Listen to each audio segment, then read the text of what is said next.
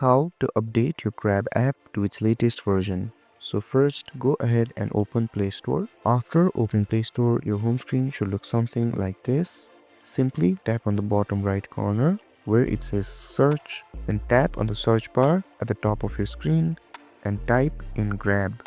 Then you'll see an app which is launched by Grab Holdings. So if you see an update button instead of open, simply tap on it.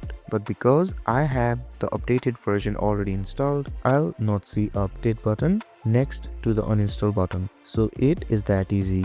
These are some few simple steps that you can follow to update your Grab app. If this video helped you, don't forget to like, share and subscribe and hit that notification bell so you don't miss any of our videos. Thank you so much for watching and I'll see you guys next time.